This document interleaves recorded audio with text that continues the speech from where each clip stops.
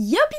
Cette semaine dans Pic à Brochette, un épisode un peu spécial, puisque dans le cadre du podcaston, je ne serai pas seule. Et je ne serai pas en compagnie de n'importe qui, puisque j'ai l'immense honneur de recevoir Brigitte Gauthier, porte-parole et cofondatrice de l'association L214. Association bien connue qui lutte contre la maltraitance animale, notamment en dénonçant les atrocités commises dans les abattoirs. Brigitte, bienvenue dans Pic à Brochette. Wow, je suis ravie d'être là. Merci Pic à Brochette. En quoi consiste votre métier de défenseuse des animaux non humains au quotidien? Est-ce que vous pouvez me décrire un peu votre journée type de super-héros?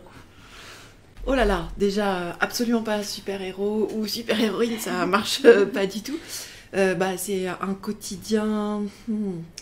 Comment le décrire? C'est hyper varié, mon agenda. Ça n'arrête pas de changer, mais j'ai des constantes. J'ai des points avec les personnes de mes équipes.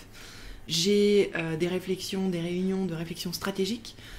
Qu'est-ce qu'on fait? Comment on le fait? Qu'est-ce qu'on cherche à faire progresser? Parce que la tâche qu'on a choisie, les missions qu'on s'est choisies, elles sont quand même hyper grandes.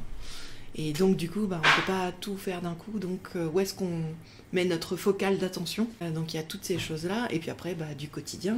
Aujourd'hui, L214, c'est une grande association avec une centaine de personnes salariées, avec entre 2000 et 3000 bénévoles terrain, avec des dizaines de milliers de bénévoles online, comme on dit, et puis avec 50 000 membres donatrices, donateurs de L214. Donc ça fait pas mal d'équipes et je suis la directrice de l'association. Donc je dois m'assurer qu'on arrive à fonctionner toutes et tous ensemble, mais heureusement ça ne repose pas sur moi. Une de nos valeurs, c'est la responsabilité. On m'appelle pour trancher des décisions de temps en temps. Puis comme tout le monde, je contribue à réfléchir aux actions qu'on peut faire, comment on communique et quelles valeurs on porte. On voit depuis plusieurs années maintenant des rayons de viande végétale qui fleurissent dans les supermarchés. Est-ce qu'on assiste à une évolution dans la consommation de viande en France ? C'est une bonne question. Je pense qu'il y a une ouverture sur des alternatives végétales, comme peuvent être la viande végétale, mais il y a aussi la redécouverte des légumineuses, qu'on a vraiment laissé tomber au moment où la viande a pris cet essor. Et puis oui, d'autres façons de manger à base plus végétale, meilleur pour notre santé au passage, mais surtout meilleur pour la santé des animaux. Néanmoins, les dernières statistiques sur la consommation de viande par personne en France étaient plutôt mauvaises. Donc pour nous, justement, sur cette question stratégique, décision de changement et puis de porter un nouvel objectif qui est de mettre la France sur une trajectoire de moins 50% d'animaux tués pour la consommation alimentaire d'ici 2030. Okay.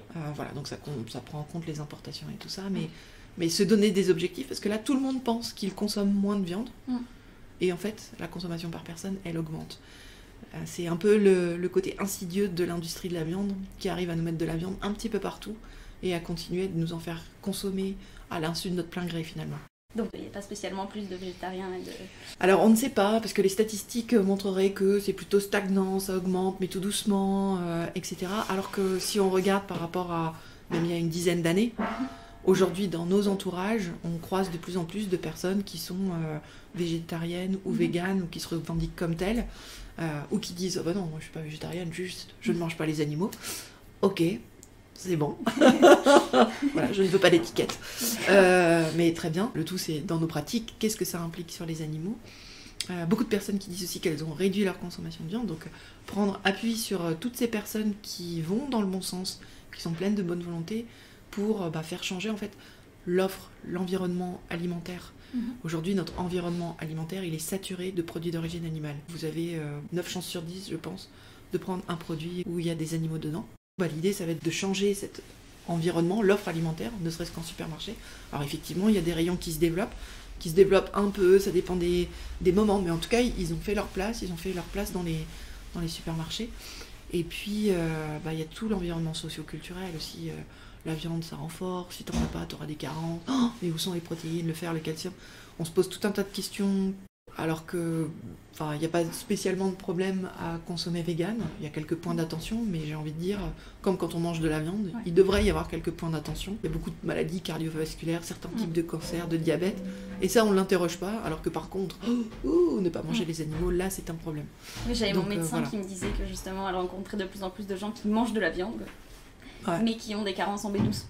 Ouais, voilà. Mais il y a vraiment quelque chose à revoir dans ces modes de consommation. Donc voilà, oui, ça commence à prendre plus de place, ça commence à être En tout cas, ça fait partie du débat public, mais il faut que ça progresse encore.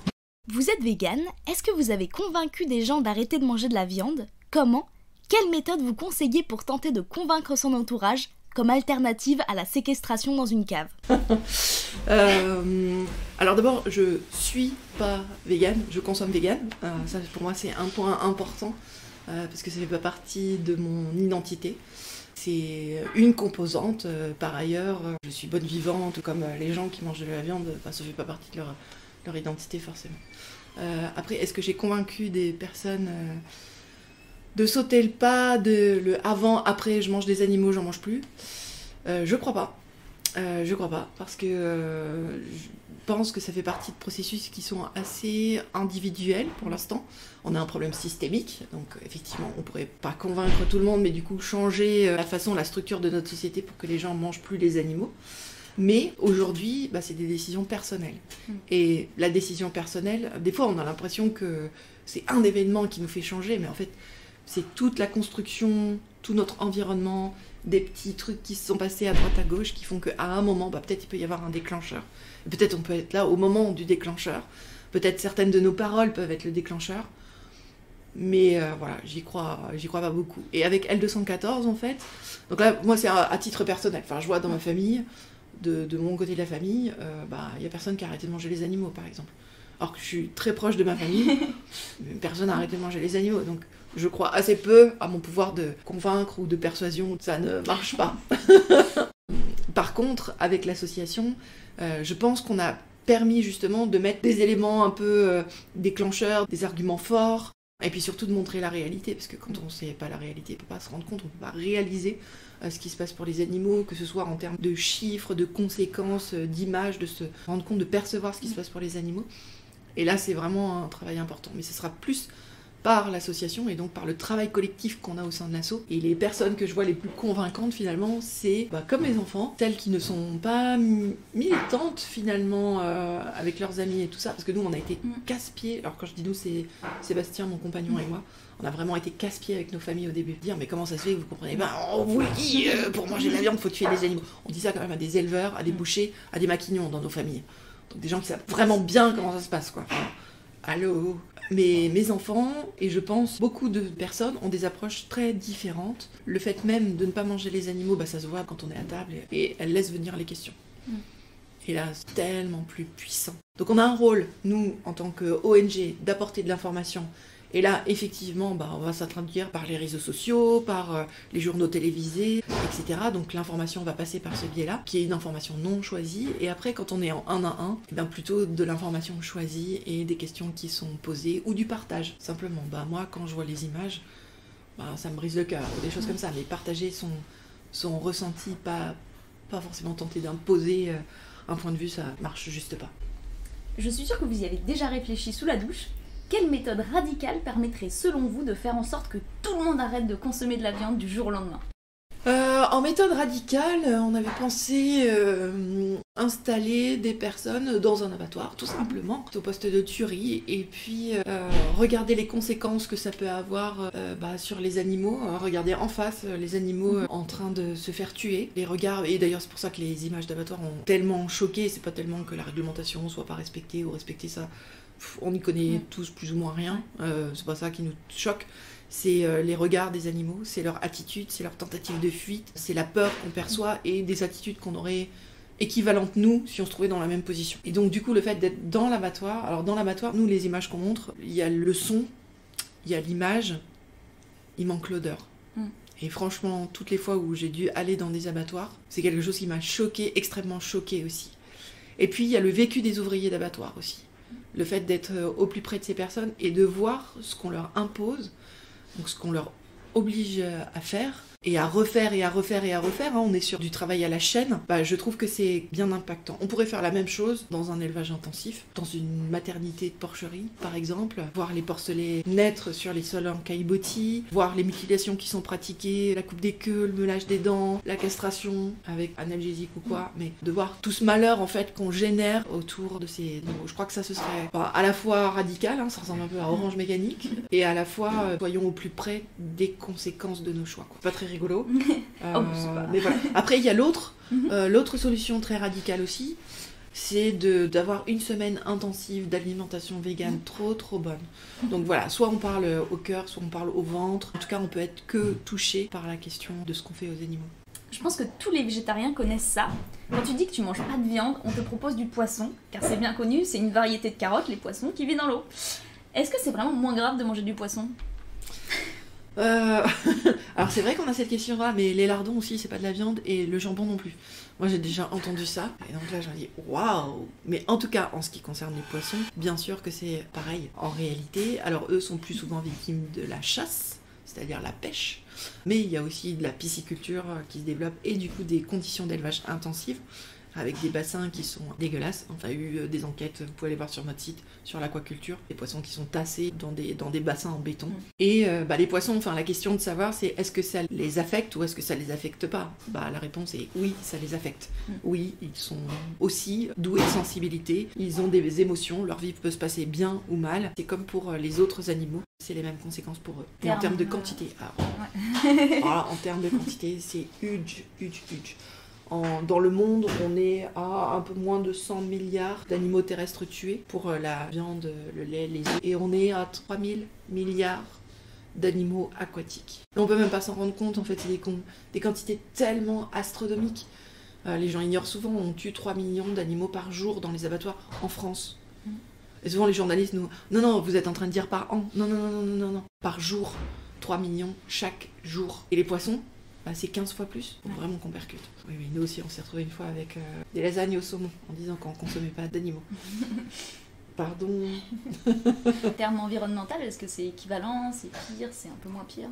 Alors, je saurais pas dire si c'est équivalent ou quoi, enfin, lequel est... Voilà, entre la peste et le choléra, ce qui est plus pire, moins pire, ce qui est sûr, c'est que oui, ça a des conséquences. Aujourd'hui, les océans, les vides de leurs habitants, on racle les fonds en train d'abîmer aussi juste l'habitat. Et en fait, on est en train de pocher nos réserves d'oxygène. Les océans, je crois que c'est 30% sur la question du renouvellement de notre oxygène. Il faut qu'on se bouge aussi. Et effectivement, côté élevage, on commence aussi à bien cerner les problèmes que ça pose en termes d'environnement, sur les émissions de gaz à effet de serre, les émissions d'ammoniac, la question des nitrates, la question du phosphore, algues vertes et compagnie. Enfin, on est vraiment sur des enjeux très très forts. Sans compter que les algues vertes, elles vont dans l'océan. Tout est lié, et si on pense à la pisciculture en se disant voilà une bonne solution qu'elle est bonne, eh bien non, pas du tout, puisque pour la pisciculture souvent on va aussi pêcher des poissons, c'est la pêche minotière, pour donner des animaux d'aquaculture. Donc les calculs sont pas bons. Alors c'est un paradoxe auquel on est assez vite confronté finalement. Pourquoi vouloir une belle vie en plein air pour des animaux d'élevage destinés à la viande, puisque leur destin est de se faire tuer ? Est-ce qu'il ne faudrait pas au contraire leur faire vivre la pire vie possible pour qu'ils se suicident d'eux-mêmes ? C'est une très bonne question, mais avec l'objectif qu'on vise avec L214, les animaux qui sont en plein air ne seraient plus destinés à produire de la viande. Parce qu'on leur prenne leur lait ou des choses comme ça. Enfin, voilà, on serait juste en cohabitation pacifique avec eux, dans une forme de coopération, puisqu'on n'arrête pas de nous répéter que s'il n'y a plus d'animaux à l'extérieur, dans les prairies, eh bien on va fermer les paysages, on va être envahi de ronces, tout un tas de scénarios catastrophes si jamais on mangeait plus les animaux. Et nous, ce qu'on dit, les services écosystémiques dont vous parlez là, c'est des animaux vivants qui rendent ces services.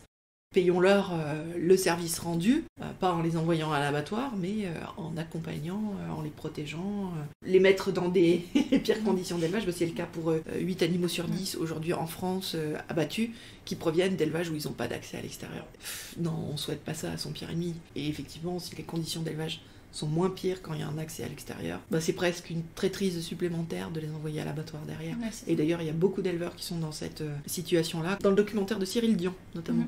À un moment, il y a un éleveur de bovins où les vaches, elles sont un petit peu partout, c'est hyper boisé, elles sont libres, un peu autonomes comme ça, avec leurs petits et tout. Enfin, vraiment, le truc, on se dit, elles ont leur meilleure vie, là.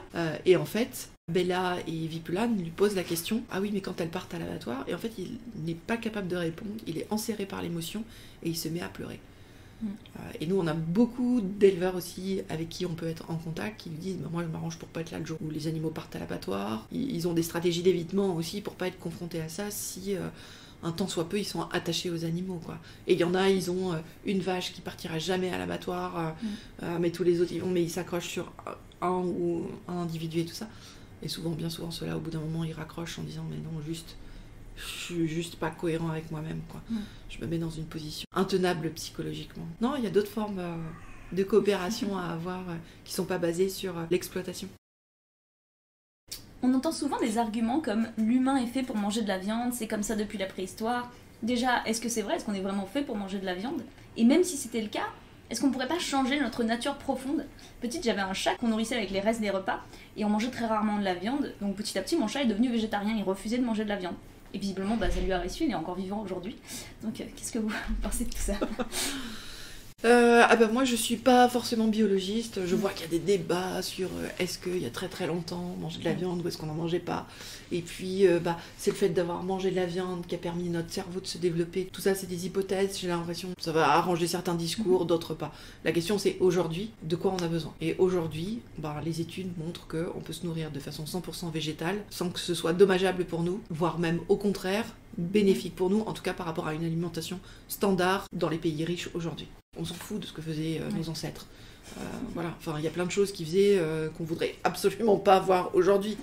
Enfin, voilà, ne serait-ce que sur la question du droit des femmes. Bon, on va pas se dire, oui, mais du temps de...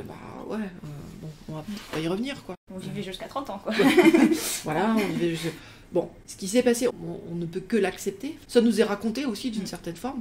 Ça, il ne faut pas l'oublier. Mais ça ne devrait pas avoir d'incidence sur les décisions d'aujourd'hui. Les décisions d'aujourd'hui, c'est de pouvoir vivre le mieux possible, nous et puis les générations futures, si possible, de respecter la sensibilité, le fait que d'autres êtres que les êtres humains ressentent des émotions et que leur vie se passe bien ou mal. Donc ça, c'est important. Et puis à vivre en fonction des limites planétaires, juste. Puisque aujourd'hui on n'est pas encore allé dans les étoiles pour voir s'il y avait d'autres planètes habitables. Donc ça nous invite à une attention à de quelle façon on utilise les ressources à notre disposition, et est-ce qu'on pille tout d'un coup et puis après on n'a plus rien à manger, ou est-ce qu'on s'assure qu'il puisse y avoir un renouvellement et voilà, qu'on arrive à vivre de façon soutenable, quoi. Bon, a priori c'est pas le chemin qui a été choisi jusqu'ici. Voilà, une sale accélération là depuis les années 50, ou même avant l'ère industrielle, fin des années 1800. Ça pose question, mais justement aujourd'hui on sait les conséquences. Alors aujourd'hui ça date pas d'hier d'ailleurs. On sait les conséquences, donc autant mettre les politiques publiques au service du bien commun. Oh tiens, c'est un peu le rôle des politiques justement, de nos élus. Et que se passe-t-il? Ouais. J'avais entendu une phrase il y a quelques années qui m'avait beaucoup marquée et qui était « de toute façon on peut pas arrêter l'élevage parce que c'est des animaux qui peuvent plus vivre à l'état sauvage parce qu'ils sont trop vulnérables ».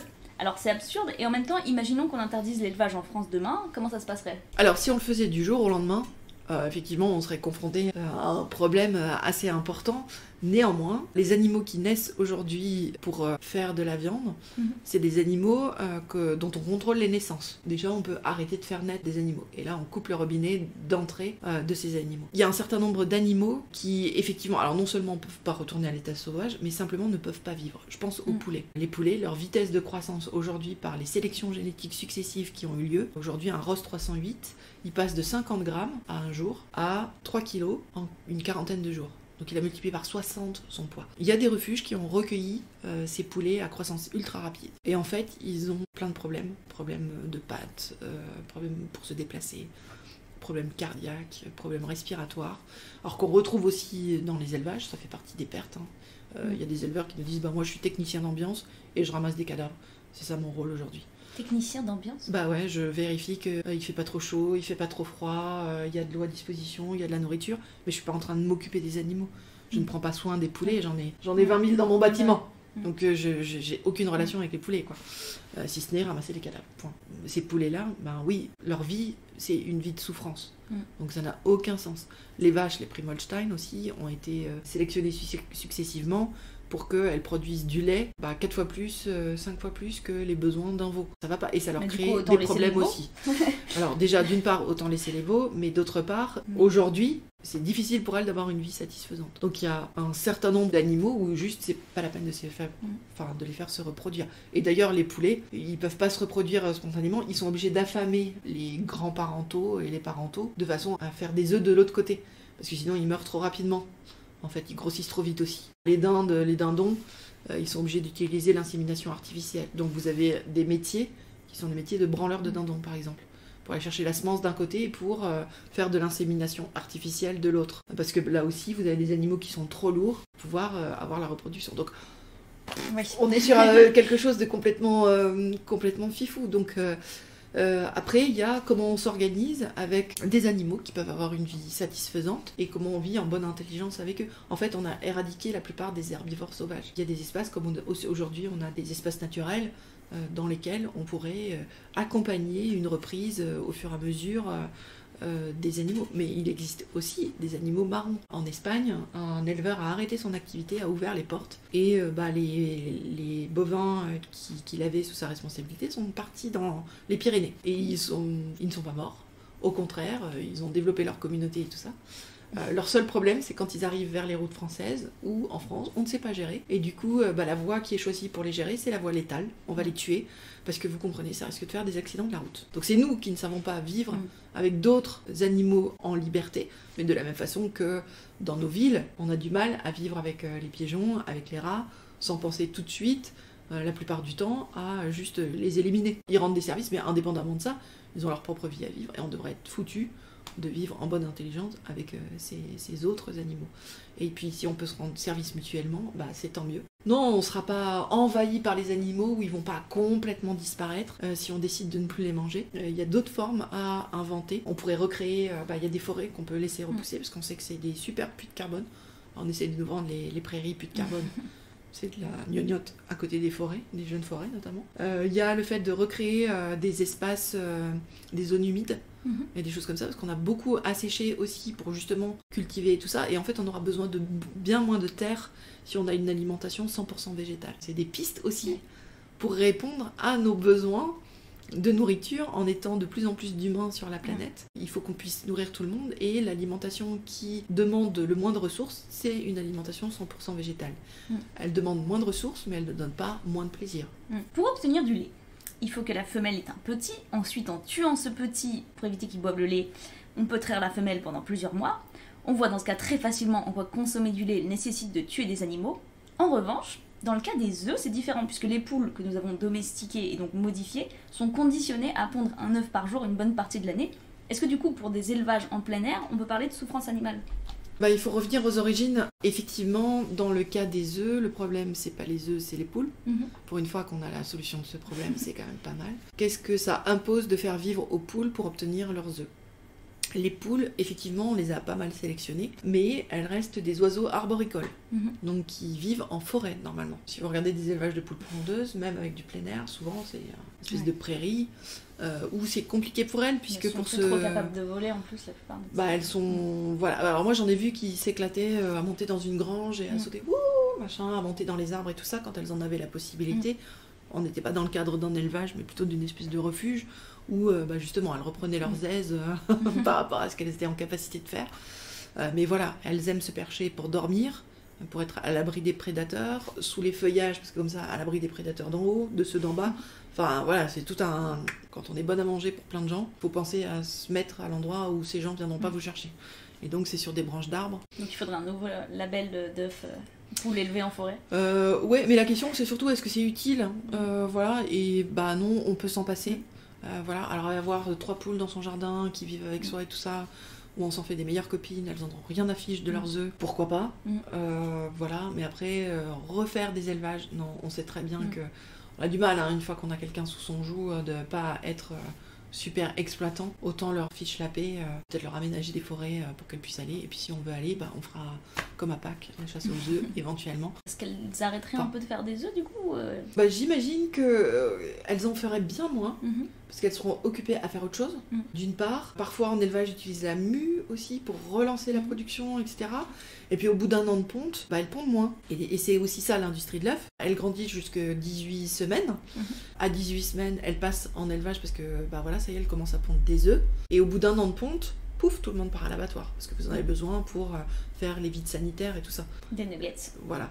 Elles partent en bouillon de poule, en choses comme ça. Donc l'industrie de l'œuf, aujourd'hui, elle met à mort les poules derrière. Il y a eu une initiative, l'œuf qui ne tue pas la poule, là, Poule House. Mais c'était pas idéal non plus pour les poules, parce que comme on les a sélectionnées génétiquement à faire beaucoup d'œufs, elles peuvent développer des cancers, des choses comme ça. Enfin, vraiment, ça a des problèmes de santé forts sur les animaux qu'on a comme ça, croisés pour nos besoins de production, sans tenir compte des conséquences sur les animaux. Et après, les problèmes qu'elles développent au bout de 1 an et demi, 2 ans, les industriels, ils s'en fichent, puisque de toute façon, elles sont parties à l'abattoir. Donc pour eux, ce problème n'existe pas.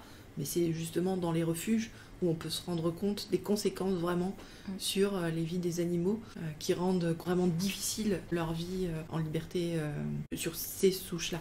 Mais après, oui, pourquoi pas des oiseaux, des races plus rustiques qui reprennent possession de nos forêts. On pourrait avoir des espaces comme ça pour les laisser vivre tranquillement, avec des vaches et des moutons qui passent en dessous, parce que les vaches aussi, elles aiment bien le couvert des bois. C'est ce qui parle un peu en agroforesterie aussi, ou des choses comme ça. Mixer les environnements. Pas ne serait-ce que dans les arbres d'une forêt déjà. Exactement, donc il y a déjà des choses à faire. Mais aujourd'hui, l'industrie de l'œuf condamne les poules à mort au bout d'1 an et demi. Donc ça, c'est clair et net. Quand on achète des œufs, on achète la vie d'une poule en réalité. Quand je croise un caniche avec un manteau, je me pose la question des animaux domestiques qui sont dénaturés, parfois au détriment de leur santé. Je pense aux bulldogs notamment, qui ont de gros problèmes respiratoires. Est-ce que c'est pas également discutable de vouloir avoir des animaux chez nous ? Alors ça peut être discuté. Alors il y a la question de la transformation, et là pour les bulldogs, oui, on peut être que d'accord. Enfin, créer des animaux qui vont avoir des problèmes de santé, c'est quoi le sens ? Voilà, c'est joli. Bon, là on peut encore s'interroger discutable. soi-même. Voilà. Et après, le fait de vivre avec d'autres animaux, ça peut être vraiment très chouette en fait. Il y a des animaux qui aiment vivre avec nous. Alors il y en a qui ne le montrent pas trop, par exemple les chats.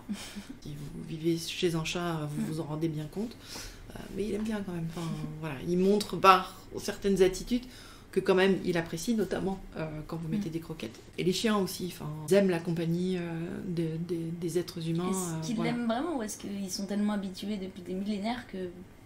devenu, si c'est devenu, le fait qu'ils se soient habitués, encore une fois, ne regardons pas. Est-ce qu'aujourd'hui, il y a une relation satisfaisante qui peut s'inscrire ? Voilà, et je le crois totalement. Enfin, on croise des gens et d'autres animaux. Moi, j'étais super amie avec une chienne qui s'appelle Horty, qui n'habitait pas du tout avec moi, qui habitait avec un ami qui s'appelle Jérôme, et qui était capable de me retrouver au milieu d'une foule quand on était en manifestation, et qui venait me dire bonjour, alors que je l'ai croisé que quelques fois. Mais l'intelligence dans son regard, elle nous a accompagnés aussi. Jérôme lui a dit, tiens, Horty, est-ce que tu peux les accompagner jusqu'à l'autre endroit, il faut que je file dans l'autre sens. Elle nous a accompagnés, elle nous a montré le chemin, et je me dis, mais waouh. Je pense que les animaux sont suffisamment intelligents aussi pour nous dire, non, là, tu me couffles, fous-moi la paix.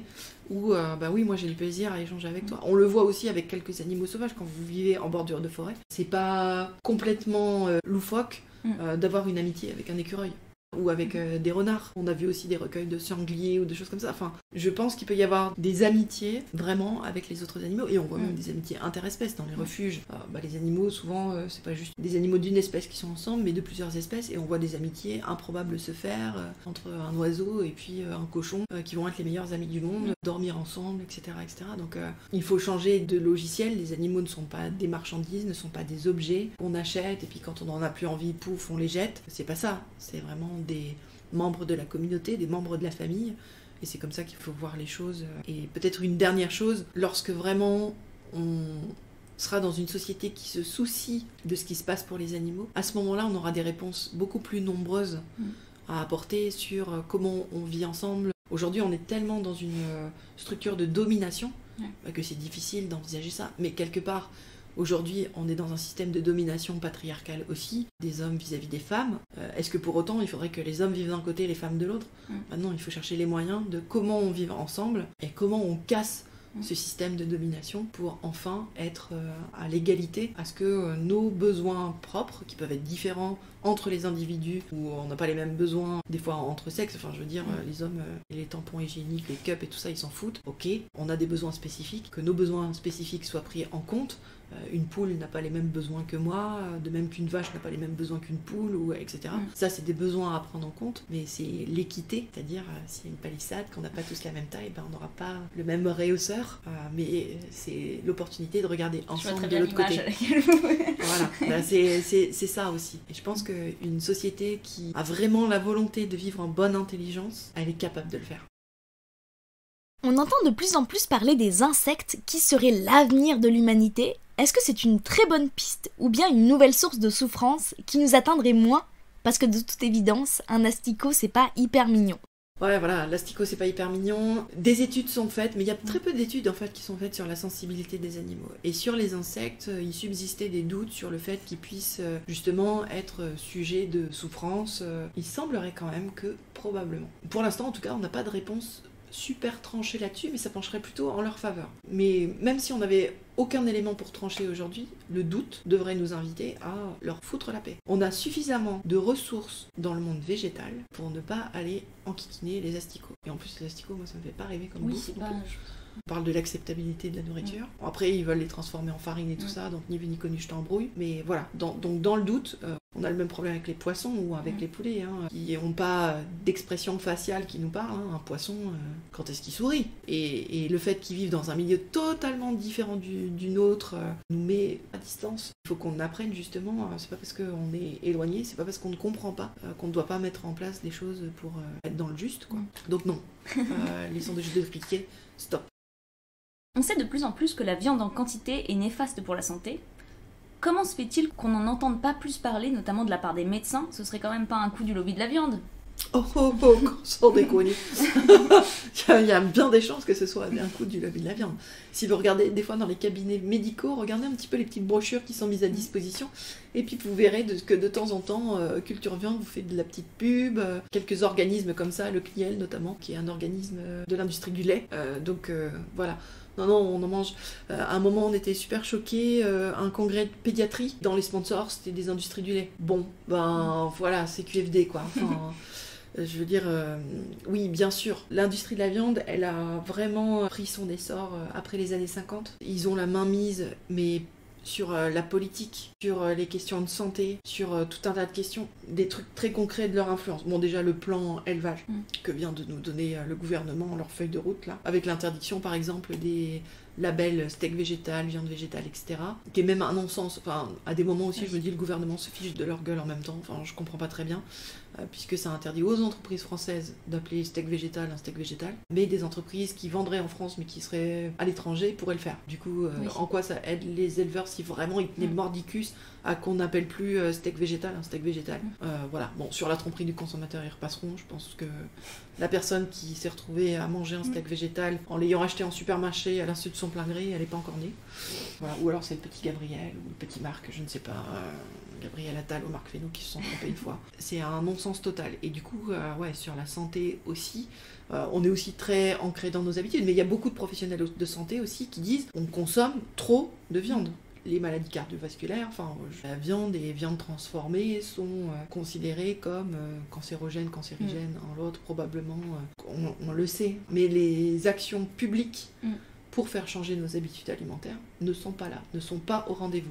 Parce que ça dirait il faut réduire la consommation de viande. Et quand on lit la presse spécialisée, notamment je pense aux médias Contexte, qu'on suit assidûment, ils expliquaient qu'en ce moment il y a des arbitrages qui sont faits sur la stratégie nationale d'alimentation, en lien aussi avec nos objectifs carbone, et que le ministère de l'Agriculture refuse d'entendre parler de réduction de la consommation de viande. Alors que ce serait bénéfique pour la santé, pour l'environnement, pour tout un tas de considérations, compris aussi un peu pour les animaux, ce serait plutôt dans le bon sens. Et ça, ils refusent. Le GIEC, on se dit quand même, consortium international, ils ont dit ce qu'ils avaient à dire, c'est bon quoi. Bah non. Dans le résumé aux décideurs, tout ce qui était plant-based diet, vraiment mon anglais est pourri, donc alimentation végane, a été transformé, ou alimentation 100% végétale, a été transformé en alimentation saine et durable. Ce qui fait que ça détricote complètement le truc. C'est quoi alimentation saine et durable ? Bah oui, tout le monde a envie de manger sain et durable. Personne le fait, grosso modo. Pour qui ? Pourquoi ? Mais voilà, ça ne veut rien dire. Alors que alimentation végétale, ça avait totalement du sens. Mais le Brésil, l'Argentine, qui sont des gros producteurs de viande, ont fait pression pour que ces mots ne figurent pas ou figurent vraiment en petites notes de bas de page dans le rapport. C'est scandaleux. Et puis, je sais pas, il y a une certaine timidité parce que aujourd'hui, on parle beaucoup des énergies fossiles. C'est normal. Il y a du boulot à faire sur ce plan-là. Et on parle trop peu de la nécessité à modifier notre alimentation. Au cours de la vie de L214, est-ce qu'il y a des actions auxquelles vous avez pensé mais que vous avez renoncé à mener ? C'est une très bonne question. Sans doute plein, parce que pour une dizaine d'idées qui émergent, je pense qu'on en mène 2 ou 3 au bout. Je pense à une en particulier. Quand on a des images qui proviennent d'élevage ou d'abattoir, parfois on a des moments qu'on ne peut pas montrer, qu'on peut juste pas montrer. Est-ce que ce serait trop violent Alors c'est pas tellement trop violent pour le public que pour les personnes qui apparaissent sur les vidéos. Même si c'est flouté ou... Même si c'est flouté. Okay. Donc il y a un certain nombre de choses qu'on se refuse à faire. C'est une des choses auxquelles je pense. Et après au niveau des actions, je pense que il y a plein d'actions où on peut être limité par les moyens. Parce que si on avait les moyens, des moyens limités, aujourd'hui le budget d'L214, nos ressources c'est à peu près 8 millions d'euros par an, ce qui est énorme. Enfin, ça a l'air super énorme. Je m'en rends pas compte. Voilà, ça a l'air super énorme. Moi, je trouve que c'est énorme, mais en vrai, c'est tout petit. C'est tout petit. Si on regarde juste Interbev, l'interprofession des éleveurs bovins, donc c'est même pas les pubs de Charal ou du Gaulois ou je sais pas quoi, c'est juste Interbev, leur budget de communication, il est déjà à 29 millions d'euros. Donc nous, on a 8. Pour tout le fonctionnement de l'assaut, tout. Et eux, c'est juste leur budget de com qui nous explose déjà au moins 3 fois. Sans compter toutes les pubs par ailleurs de toutes les industries qui font de la pub pour la viande, quoi. Donc on est rikiki tout petit par rapport à l'industrie de la viande qui est juste énorme. Donc juste nous, on peut faire des toutes petites choses, mais pas grand-chose, quoi. Enfin, on obtient des victoires quand même. Voilà, il en faut beaucoup plus pour vraiment changer le système. Cela fait plus de 20 ans que vous vous battez pour les animaux. Qu'est-ce qui vous motive encore aujourd'hui et qu'est-ce qui vous fait garder le moral ? Oui, ça fait plus de 20 ans. Ça ne me rajeunit pas.